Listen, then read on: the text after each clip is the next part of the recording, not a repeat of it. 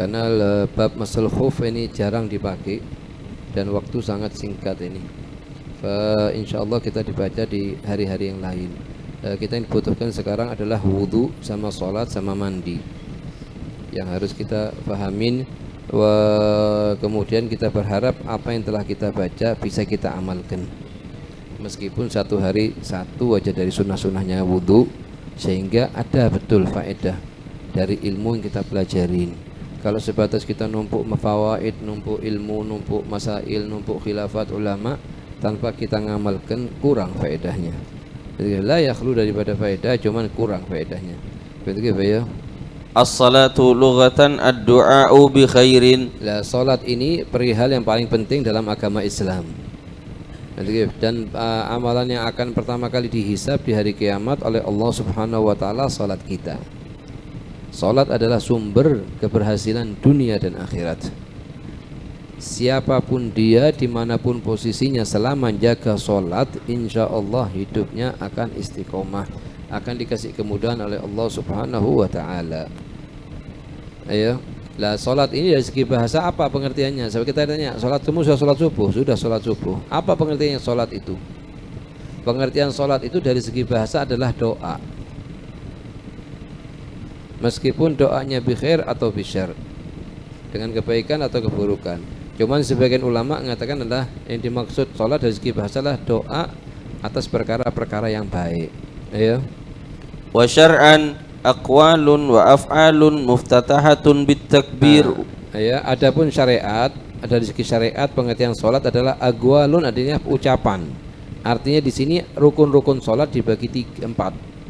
Ada rukun-rukun gauli, rukun-rukun yang pakai ucapan. Seperti apa? Takbiratul ihram pakai ucapan, Fatihah pakai ucapan, tasyahud pakai ucapan, shalat 'alan nabi pakai ucapan, ucapan assalamualaikum pakai ucapan, harus dilafadzkan, diucapkan. Itu namanya aqwalun. Yang kedua, wa af'alun. Wa af'alun artinya perbuatan. Artinya apa? Artinya rukun-rukun fi'li. Rukun-rukun fi'li. Seperti apa? Berdirinya kita, rukuknya kita, i'tidalnya kita, sujudnya kita, duduk di antara dua sujud, duduk tasyahud, tasyahud pertama atau tasyahud terakhir, itu semuanya namanya rukun fi'li. Salat itu ibaratnya dari perkataan dan perbuatan. Artinya ibarat gabungan antara rukun fi'li dan rukun gauli. Yang dimulai dengan takbir, muftatahatun bit takbir wa muhtatamun bit taslim, dan ditutup dengan assalamualaikum warahmatullah. Kalau ditanya sekarang pengertiannya sholat apa? Dari segi doa, dari segi bahasa doa. Dari segi bahasa doa. Dari segi syariat, aqwal wa af'al muftatahatun bit takbir wa muhtatamun bit taslim ghaliban. Pada umumnya sholat itu terbentuk dari perkataan dan perbuatan. Cuman ada kalanya sholat itu terbentuk dari perkataan tapi tidak ada perbuatan sama sekali. Gimana gambarannya? Misalnya nasallallahu alaihi, orang lagi sakit, diranjang, tidak bisa gerak sedikit pun. Ucapan ada dia, Allahu Akbar, sami Allahu liman hamidah, gerakan tapi tidak ada, karena dia tidak mampu gerak aslan. Ada kalanya ada gerakan tapi tidak ada ucapan. Ada gerakan tapi tidak ada ucapan. Seperti apa? Seperti orang yang bisu. Gerakan ada, dia rukuk, sujud, sami Allah, tapi gerak ucapan tidak ada sama sekali. Gitu. Waktu ada kalanya juga tidak ada gerakan, tidak ada ucapan. Seperti apa? Seperti orang yang bisu, sakit, tidak bisa gerak. Ucapan tidak bisa karena dia bisu, gerakan tidak bisa karena dia sakit. Betul. Cuman pada umumnya orang yang lagi dikasih sehat wal afiat sama Allah Subhanahu wa taala, wa ja'alna minhum, ada gerakan, ada ucapan. Ayo.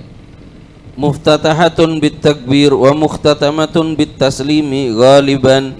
Salat menurut bahasa adalah berdoa dengan kebaikan, sebagaimana firman Allah Subhanahu wa taala, wa shalli alaihim inna salataka sakanun lahum. Nah, ini faedahnya salawatnya kita kepada Nabi Muhammad, mendatangkan manfaat yang sangat besar. Wa shalli alaihim mana ud'ul alaihim. Itu sekarang sebab ini kita salawat ke Nabi Muhammad, kita dapat faedah dari Allah Subhanahu wa taala dan faedah dari Nabi Muhammad. Kalau faedah dari Nabi Muhammad ada inna salataka sakanun lahum. Salawat kepada Nabi Muhammad buat hati kita tenang. Sakanan lahum. Ya? Artinya, dan berdoalah untuk mereka, sesungguhnya doa kamu itu menjadi ketentraman bagi jiwa mereka. Karena dikatakan wasalli alaihim. Bukan wasalli alaihim menyolatin mereka, bukan. Artinya mendoakan mereka. Ya. Menurut syariat adalah ucapan dan perbuatan yang pada kita umum. pahamin rukun-rukun salat.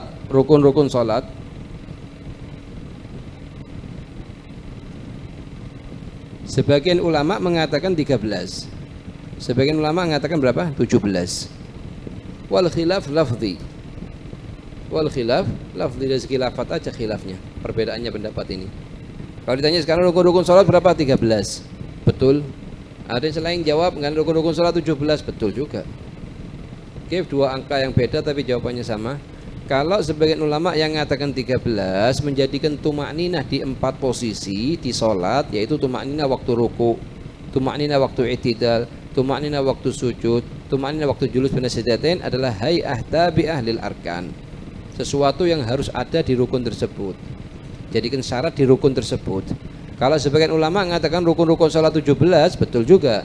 Karena dia mengatakan misalnya waktu menyebutkan rukun-rukun salat 17 itu dia mengatakannya begini. Rukun yang ke-6 misalnya ruku, yang ke-7 tumakninah, yang ke-8 i'tidal, yang ke-9 tumakninah. Jadi dengan hitungan semacam itu maka jumlah rukun salat menjadi 17. Yang mengatakan 13 enggak, halah sudah ruku dan tumakninahnya, i'tidal dan tumakninahnya, maka disingkat jadi 13. Lah 13 rukun ini dibagi menjadi 4. Yang pertama namanya rukun gauli, ini perkataan. Yang kedua namanya fi'li, perbuatan. Yang ketiga namanya rukun ma'nawi, ya ini tertib. Yang keempat namanya rukun qalbi, yaitu niat, hati. Itu ya. Menurut syariat adalah ucapan dan perbuatan yang pada umumnya diawali dengan takbir dan diakhiri dengan salam. Iya, nah. Faidah 1. Jadi ini kita ketahuin bahwa rukun-rukun salat bagi berapa? 4. Yang pertama gauli, perkataan. Contohnya apa? Takbiratul ihram, Fatihah. Itu semua masuk ke dalam golongan gauli. Itu Fatihah, takbiratul ihram, Fatihah, tasyahud, salat ala nabi, salam, itu semua dalam golongan.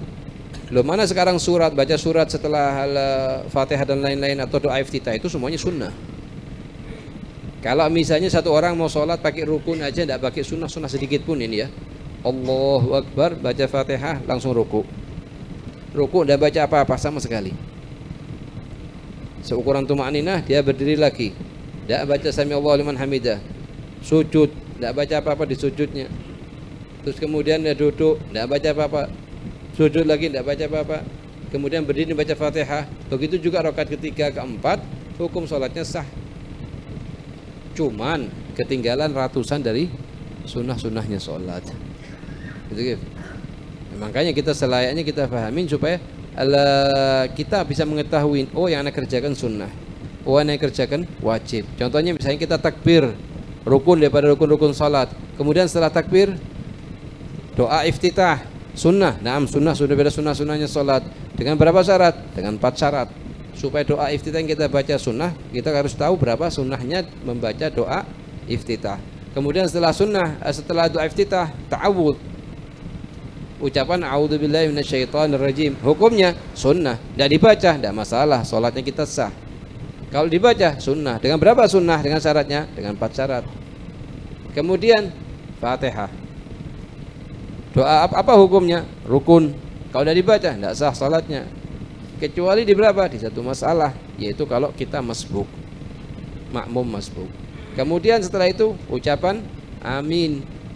Jadi ucapan amin selayaknya waktu kita mengucapkan amin itu artinya harus kita fahamin apa maknanya amin. Kemudian setelah amin baca surat. Kapan kita disunahkan baca surat, kapan kita tidak disunahkan untuk baca surat. Oke, setelah itu baru ruku. Hukumnya ruku, rukun. Hukumnya baca zikirnya ruku, sunnah. Hukumnya baca doanya ruku, sunnah. Syaratnya ruku berapa? Wahakadha. Sampai akhir di tasyahud. Betul. Itu namanya pemahaman dari masalah bab sholat. Perkataan ini sudah diantaranya itu. Yang kedua, perbuatan. Perbuatan seperti apa? Berdiri. Seperti apa? Ruku, i'tidal, sujud, duduk di antara dua sujud. Itu semuanya arkan fi'li. Yang ketiga, arkan ma'nawi atau yaitu tertib. Jadi mau tidak mau qiyam dulu, kemudian ruku dulu, kemudian i'tidal, hakadha. Yang ketiga, terakhir yaitu rukun qalbi, yaitu niat di hati kita. Yang diiringi harus diiringi dengan niat waktu kita takbiratul ihram. Ayo. Salat terbentuk dari ucapan dan perbuatan. Ya, pada umumnya sebagaimana tadi Anda katakan, salat itu terbentuk dari perbuatan, gabungan antara ini sama ini. Ini pada umumnya begitu. Salat terbuat dari perkataan dan perbuatan. Ini pada umumnya. Makanya di akhir ibarahnya dia katakan ghaliban. Ghaliban artinya pada umumnya. Karena sholat itu ada 4 keadaan. Ada kalanya terbentuk dari perkataan dan perbuatan. Kapan? Kalau dia sehat walafiat, alhamdulillah bisa bicara. Maka wajib ada perkataan dan perbuatan. Termasuk kesalahan yang sangat besar kalau satu orang itu akbar, Allahu akbar, kemudian semuanya dibaca di hati. Fatihahnya dibaca di hati, tidak gerak sedikit pun lisannya. Kenapa begitu? Supaya saya hati khusyuk di salat saya. Itu salah. Salatnya tidak sah di hadapan Allah. Seakan-akan tidak salat. Karena arkan gauli ini harus dilafatkan sekiranya bukan semua orang dengar, lah ente sendiri dengar. Tapi harus dilafatkan, tidak cukup diucapkan di hati menurut pendapatnya Al-Imam Syafi'i wa aqwal ulama fi dzalika apanya. Cuma paling akhaful madzahib, kalau sudah memang pernah terjadi semacam ini salatnya, fala taglid kepada Imam Malik. Imam Malik selama masih ada gerakan bibir kita, tidak ada suara, cuma gerakan bibir ada untuk membaca Fatihah, masih sah dalam madzhab Imam Malik. Madzhab Syafi'i batil, hukum salatnya tidak sah dan wajib diulang. Dan ini pernah kita lihat satu murid dia salat Allahu akbar, begitu sifatnya, dibaca di hatinya dia, tujuannya supaya khusyuk. Khusyuk itu bukan di diem, khusyuk di hati. Lah kita ngerjakan sesuatu harus sesuai dengan metodenya ulama fuqaha di kitabnya mereka. Sebab kita bukan mujtahid. Mujtahid itu Imam Syafi'i wal ulama ummah. Wala kita sampai ke derajatnya mufti, sana kita mau yufti ini sah atau tidak sah. Kita hanya nagil maklumat, kita minta maklumat dari kitab, kita kabarkan kepada umat. Lebih dari itu kita tidak punya hak ini. Rahimallahu imra'an arafa qadra nafsi. Di situ wajib kita lafadzkan seluruh rukun gauli, harus kita lafadzkan, bukan yang sekiranya ganggu sampingnya tidak bisa khusyuk untuk sholat, lah sekiranya dia sendiri dengar. Tapi wajib ukuran tersebut. Itu namanya perkataan dan perbuatan. Itu orang yang sehat maka wajib dia melafadzkan sampai dia dengar. Yang kedua, ada perkataan tapi tanpa perbuatan. Perkataan ada tapi perbuatan tidak ada. Seperti orang yang sakit lagi berbaring di rumah sakit, ada perkataan dia tapi perbuatan tidak ada. Yang ketiga, ada perbuatan tapi perkataan tidak ada, tanpa perkataan, yaitu siapa? Orang yang bisu. Yang keempat ini yang terakhir, nasallallahu ya, yaitu la perkataan wala perbuatan, yaitu orang yang bisu sakit. Dan kalaupun ada orang bisu atau orang sakit semacam itu adalah ujian dari Allah Subhanahu wa taala, rafa'at derajat loh. Jangan sampai kita meremehkan atau membicarakan. Waliyadzubillah. Ayo. Pada umumnya salat terbentuk dari ucapan dan perbuatan, dan pada sebagian keadaan salat juga terbentuk dari salah satu dari keduanya, yaitu sebagai berikut. Yang pertama, ada kalanya hanya ucapan tanpa perbuatan, seperti salat jenazah, salat orang yang terikat, atau salat jenazah sekarang ada perkataan tapi perbuatan tidak ada.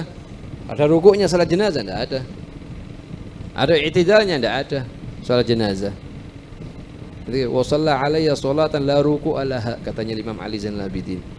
Artinya apa? Salat jenazah. Betul kan? Kan ada satu orang kisah mudhika ini disebutkan dalam sebuah kitab. Ini orang tidak paham, seumur-umur belum pernah salat jenazah.